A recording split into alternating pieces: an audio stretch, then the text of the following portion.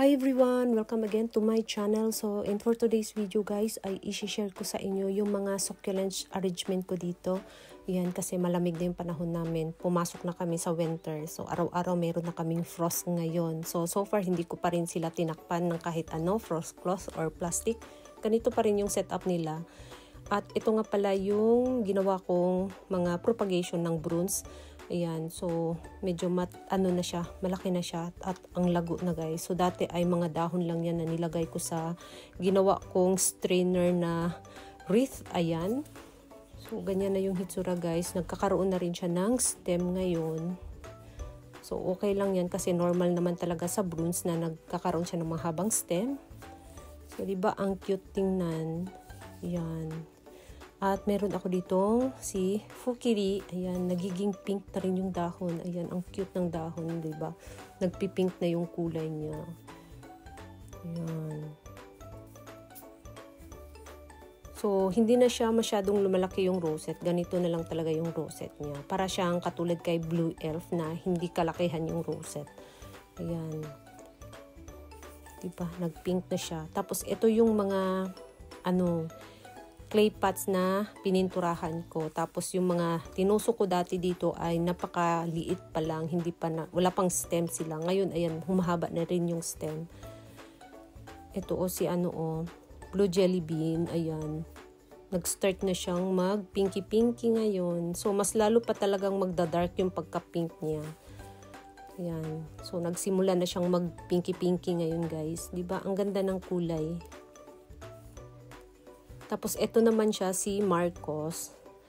So, nagiging orange na rin yung dahon niya. Pero, mas lalo pa talaga siyang, mag-o-orange. Yung pagka-green niya, mag-fade at, ayun, mapalitan siya ng orange na kulay.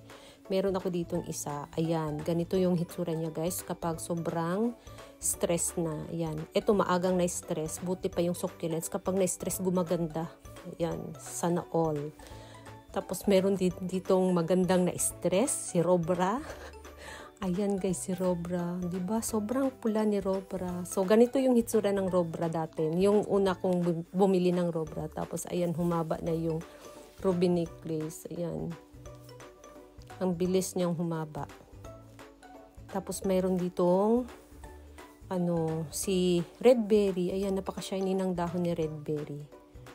Diba, napakaganda ng kulay ng dahon niya. At ito naman siya si Francisco Balde or si Darly Sunshine. Ayan. So, nagiging orange na yung niya, pastel orange yung kulay niya ngayon. So, yung Francisco Balde ko rin dun sa bukid na direct talaga sa ground. Kailangan ko na rin ilipat sa ibang lugar or lagyan ng something na pwede siyang maproteksyonan sa frost kasi masisira siya kapag lagi siyang nagkakaroon ng frostbite. Ayan, pati yung stem niya masira. So, ayan, ito si diba? Ang ganda talaga ng kulay niya, yung tip talaga niya ang ganda. Tapos, meron ako ditong sa likod na si, red velvet. Ayan. So, hindi na, siya, yung hitsura niya, yung nung summer is, siya, chubby-chubby na, parang naipit. So, ngayon, ganito na yung hitsura niya, guys. Ayan. Diba?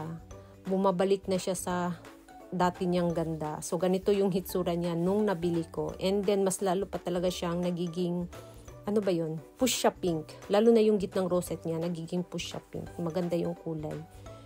So, next year, ganun na naman yung routine niya. Para na naman siyang chubby na naipit. And, pagka, growing season niya, ayun, magpapalit na naman siya ng bagong dahon. And then, ganito na naman yung hitsura niya. So, ganun lang yung routine niya every year. Tapos, ito naman yung ginawa kong ganchillo. At ang tinanim ko dito ay si Shichifukubini. Ayan. So, hanggang ngayon yung ginawa kong ganchillo ay okay pa rin siya. Ayan. Hindi pa rin siya na, nabaklas or, nadurog. Ayan. Diba, ang ganda ni Shichifukubini. Tapos, yung ibang ginawa kong arrangement, tingnan ninyo guys. Para na siyang nagwala. Ayan, yung mga sedum, naghabaan na yung stem, ayan. Pero ganitong hitsura sa akin ay okay na okay lang, ayan. Maganda pa rin sa paningin ko yung ganito, yung parang nagwala siya. And then, ito naman siya si Dark Vader, ayan. Diba, nagpipink na yung dahon niya sa gilid, ang ganda. So, nagpinky-pinky na siya. At may baby nga pala siya doon sa babang stem. Ayan. Ayan, marami siyang babies. So, ganyan yung hitsura niya kapag, kapag malimig na. Tapos, yung ginawa ko ring arrangement na hindi talaga as in dikit na dikit. Ganito na yung hitsura, guys. Yan. Tapos, itong malaking rosette dito ay si Pretty and Pink or si Marpin. Bukang-buka si Marpin ngayon. So, healthy siya. Ganito yung hitsura ng Marpin kapag sobrang healthy. Ayan. So, hindi ko pala sila nadiligan. Ayan, napaka soft ng dahon. Pwedeng tupiin yung dahon kasi matagal ko nang hindi nadiligan. So, yung ibang rosette, tumitiklop na kasi nga kulang na sa tubig. Numinipis na yung dahon nila. Ayan, so kailangan ko na rin diligan. Ayan, so mamaya diligan ko kasi kapag winter season or taglamig, umaga ako nagdidilig. And then, kapag summer naman, hapon or gabi, yung wala ng araw, saka ko na sila didiligan pala, ayun. So ngayon, kailangan umaga ko sila diligan para pag gabi, hindi masyadong malamig para sa kanila, ayan. So ayan, diba? Talagang makapal na sila, guys. Parang kailan lang na hindi ganito kakapal. Tapos ito yung ginawa ko nung summer, ayan. Yung DIY wreath ko na ginawa. So, si Onslow, ayan. Medyo nagkaroon nga pala ng sunburn kasi mula dun sa ginawa kong mini greenhouse. Tapos, nilipat ko dito, ayan. Na direct sunlight siya, nabigla siya sa direct sunlight, ayan. Nagkaroon siya ng konting mga, sunburn. Pero okay lang, ayan. Kanya na yung hitsura. Yung mga nilagay ko na mga sedum medyo na siya, nag-chubby at lumaki. Tapos ito naman, ayan, ang bilis humaba ng stem ni Bruns. Yan, diba? Maganda na yung hitsura niya ngayon. Mas lalo na silang kumukulay, tapos medyo nag-chubby yung iba, ayan. Tapos ito naman siya si Moneymaker. Ayan, diba? Maganda yung kulay. Pink na pink siya, guys. Sobrang pinky-pinky. Tapos, ito naman siya si Kuminosato. Ayan. Ito siya, medyo maselan to siya sa winter. So, akala ko nga na na siya, na nagkaroon na siya ng frostbite. Pero so far, okay pa rin. Tapos, ito rin yung ginawa kong arrangement nung springtime. Ayan. Yung mga sedum medyo nagwala na, guys. Ayan. Medyo crowded sila tingnan, pero ayan, mas gusto ko yung ganitong hitsura, yung medyo crowded sila tingnan, kaysa yung medyo yung bagu-baguhan pa lang, ayan. So, ayan, mahaba na yung stem ni Bruns. Diba? Ang bilis talaga humaba ng stem ni Bruns. So, nag-cuttings na rin ako dito ng mga ilan-ilan, pero hindi ko nilahat kasi nga gusto ko medyo crowded sila tingnan. Yan, diba? Ang ganda ng kulay, no? Yan, iba talaga yung kulay nila kapag taglamig na. Tapos, ito naman siya na parang silver yung kulay ay si Ghost Plant. Ayan, yung Ghost Plant ko dito. Matagal na siya sa pot na to. Pinapalitan ko lang siya ng bagong lupa. At ito namang mapula dito ay si Floridity. Ayan, di ba? Pulang-pula si Floridity. Tapos, ito dito ay si Sabrim. Ayan. Nagpipink na. Tapos, ito naman siya, si Peach Boy or si Momotaro. Ayan. Di ba ang ganda ng tipo? Sobrang ganda ng tip, guys. Ayan. Napakatulis.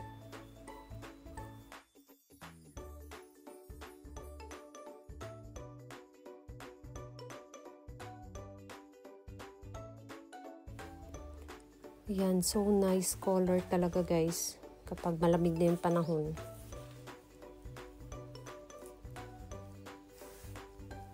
At meron ako ditong si Musan. Tingnan ninyo si Musan. Ayan, nagpipink na rin si Musan. Ayan, pastel pink. Diba? Ang cute ng kulay ni Musan. Tapos si Vrave, nagpipink na rin yung dahon niya sa likod.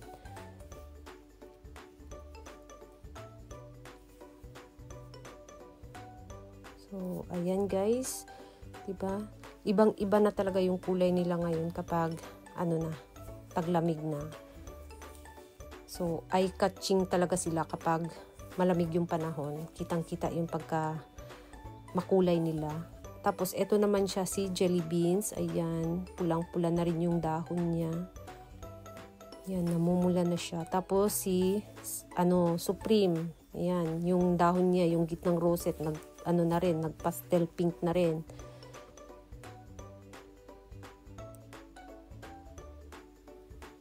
So, ayan. Tapos, ito naman siya si Purple Delight. Ayan. Malaki pa rin yung rosette ni Purple Delight. Tapos, si, Burro's Tail. Ayan. So, nagpipink na rin yung dahon niya sa likod, si Burro's Tail. Yung tutok na tutok sa sunlight, yun yung kumukulay. So, kailangan talaga nilang, kumpleto yung sunlight nila para mapakulay mo sila. Ayan. So, hindi rin sila kumukulay kapag binigyan mo ng fertilizer. Kasi nga, yung fertilizer ang nagpapagreen ng dahon nila. Ayan. So, siniksa na rin. Ayan. Diba? Yung pagka-green ni Niksana, kumupas na. So, napalitan na siya ng parang pink na may pagka-orange. Ayan. So, ang ganda talaga ng dahon nila. So, kapag ganito yung hitsura nila, na-encourage akong mag-propagate. Tapos, kapag green na naman sila, medyo tinatamad naman ako mag-propagate. Ganon yung ko guys. Pero mas maganda sila i-propagate kapag green yung dahon. Huwag din yung i-propagate ng kumukulay pa kasi medyo mabagal yung progress nila kapag pinropagate mo na makulay sila. Tapos, ito naman siya. Ayan, diba? Pulang-pula yung dahon niya. Ayan. Yung nakatutok sa sunlight, yun yung mapula. Tapos yung ayan, dito sa likod na walang sunlight, ayan, green. So, ayan. Tapos, si Frolifica, ayan, nagpipink na rin si Frolifica. Nag-start na siyang mag-pinky-pinky. Ayan, nagiging pastel pink na yung kulay ni Frolifica. Diba ang cute? So, ayan si Burro's Tail, nag-pink na rin yung dahon.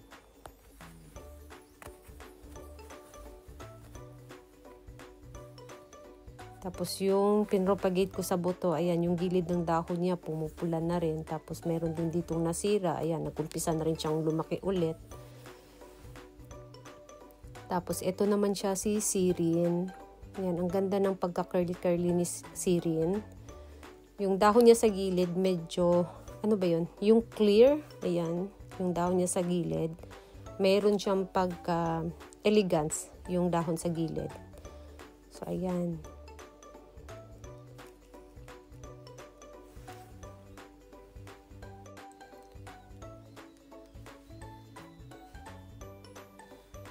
Tapos, ito yung nilagyan ko dati ng, ng mga tomb-tomb. So, nasira yung tomb-tomb.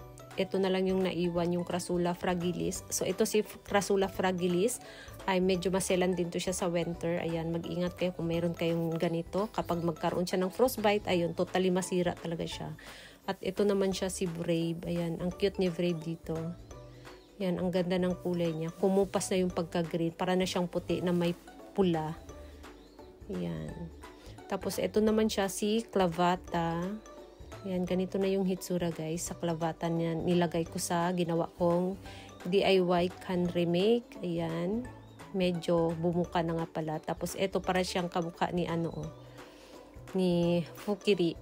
Ayan, diba? Para silang magkamukha yung dahon. Pero si Clavata, medyo chubby yung dahon na malapad. Ito namang si Fukiri is, payat yung dahon na mahaba. Ayan, para silang magkamukha. Ayan.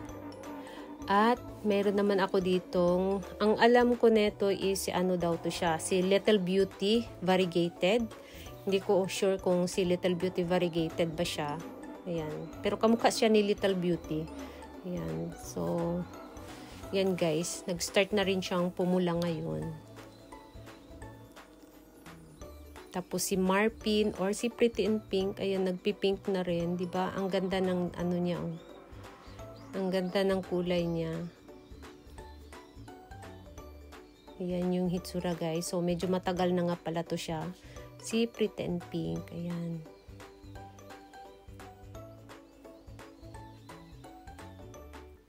At meron ako ditong tinanim na ito is kasabayan din doon sa ginawa kong wreath nung summertime. So ito na sila ngayon. Yan, kung nakita ninyo, mahaba na yung stem niya. Si Merinay. Diba, nagpipink na rin yung kulay niya. Yan, diba? Cute siya tingnan. Parang bouquet. Tapos, ito naman, ghost plant na may bronze. Ayan. So, mahaba na yung stem ni bronze. So, matagal na nga pala tong bronze na to. Sa, na to? Sa pot na to. Ayan, DIY pot na can. So, pinapalitan ko lang siya ng bagong lupa. Ayan. So, nung pinalitan ko ng bagong lupa, ayan, ang tsatsabi ng dahon, ang lalaki. Yan, bigla siyang lumaki ulit. Kasi nung kasi last year, paliit siya ng paliit. So ngayon, lumaki siya nung pinalitan ko ng bagong lupa. Tapos itong malaki naman ay si Peach Pride. Ayan. So medyo pumupula na ring dahon niya sa likod. Ayan.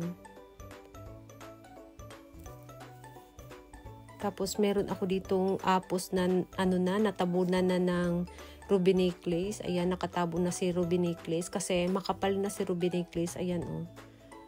Kumakapal na siya. So, nag-cuttings na rin ako dito para ilagay dun sa ginawa kong garden sa gilid ng bahay. Tapos, ito, ayan. So, ang cute ng mga bulaklak niya. Ayan, diba? Ganito yung hitsura ng bulaklak niya. Ang cute. Ayan, diba? Super, super cute. So, maganda siya tingnan kapag sabay-sabay mag-bloom yung bulaklak. Tapos, eto naman siya. Tingnan ninyo guys. Oh, nagiging orange na yung dahon niya sa dulo. Yung tip niya. Ayan, ang ganda ng kulay. Hindi ko alam kung ano ba to siya. Frost hardy. Pero ito siya is ilipat ko sila. Yung mga nakalagay dito na nakatanim sa big pots, ilipat ko sila sa ibang lugar. Kasi, ayun nga, baka masira sila. So, ang pangalan nga pala nito ay, ayan. So, yan yung pangalan niya. So, diba, gumaganda na yung kulay niya. So, yung stem niya at ang stem nitong isa, ayan, magkapariha lang, magkamuka. Pero, etong para siyang si blue jelly bean yung dahon. Yung stem niya is mataba, kay blue jelly bean is payat. Ayan. So, yun yung kaibahan ng stem nila. Diba, maganda na yung kulay niya, nagiging orange na yung tip. Tapos, meron ako ditong Peach Boy ulit, ayan. Maganda itanim si Peach Boy, ipagsama-sama sila sa ganitong pot, yung pabilog, para siyang maging bouquet tingnan. Ayan, lalo na kapag kumulay, para siyang rose. Ayan. Diba? Maganda yung kulay, oh. Pumupula na si Peach Pride. Ayan, yung tip niya ang ganda. At ito naman siya, si Nixana. Ayan. So, nag-start na rin pumula yung kulay niya. Ibang-iba na talaga yung kulay niya ngayon i-compare nung summer. During summer kasi, green yung kulay nila. So, ngayon, ayan, nag-umpisa na rin kumukulay. At ito yung ginawa kong arrangement na marami ang sedum. Ayan, sedum arrangement ang tawag ko. So, ito nga pala siya, si Crasula Moneymaker. Ayan, nag-umpisa na rin mag-pink yung dahon niya sa gilid. Ayan, at dumadami na rin. Tapos, meron ako dito natabunan na si Brimstone. Ayan, nagpipink na rin yung dahon ni Brimstone. Tapos, ito yung nakalbo nung summer. So, nilagyan ko ng Jelly Bean Aurora. So, si Jelly Bean Aurora, nagiging push-up pink na rin siya ngayon. Ayan, kumukulay na siya, guys. Tapos, itong shiny na maliit ang dahon ay si Red Berry. Ayan. So, diba? Ang ganda ng kulay. At dito naman merong nagiging pinky-pinky dito. Si Ghosty nga pala to siya guys. Mga baby ni Ghosty. Nagiging pink. Yan. Tapos eto naman siya si Elaine. Yan. Nagiging pink na rin si Elaine.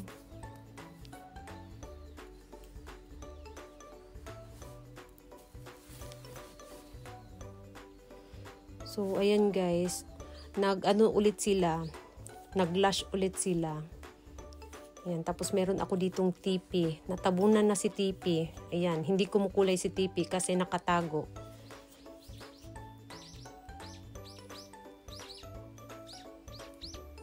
Si Leticia. Ayan. Pumupula na rin si Leticia.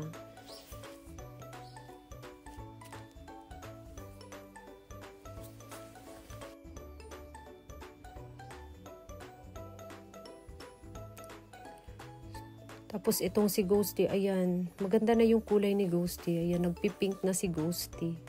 Ang cute pa ng baby niya. Oh.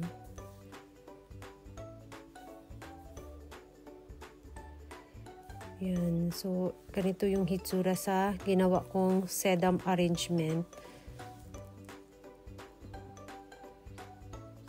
Ayan, yung mga sedum nagtalunan na. So soon, yung mga sedum din, kumukulay din sila kapag na-stress na. So sa ngayon, yung ibang sedum is medyo green pa rin yung dahon. At ito naman siya, si Harry Watson. So nasa shaded area nga pala siya sa ganitong season kasi yung patungan ko is nakaharang sa sunlight. So ayan. So mamaya mga bandang mga 11 o'clock to 1 o'clock ay saka siya mainitan or makareceive ng sunlight. So, ganito yung hitsura niya kapag kulang siya sa sun exposure. Tapos, eto naman si Purple Delight. Diba, ang ganda ng kulay ni Purple Delight. Oh, purple na purple talaga. Bagay sa kanya yung kanyang pangalan, guys. Ang ganda. Yan. Tapos, napakalaki pa ng rosette. Tapos, eto, akala ko is mga babies. Hindi pala, guys. Bulaklak pala. Yan. So, ang dami niyang bulaklak. So, ayan yung hitsura niya. Tapos, ito naman siya, si Pretty in Pink. Ayan.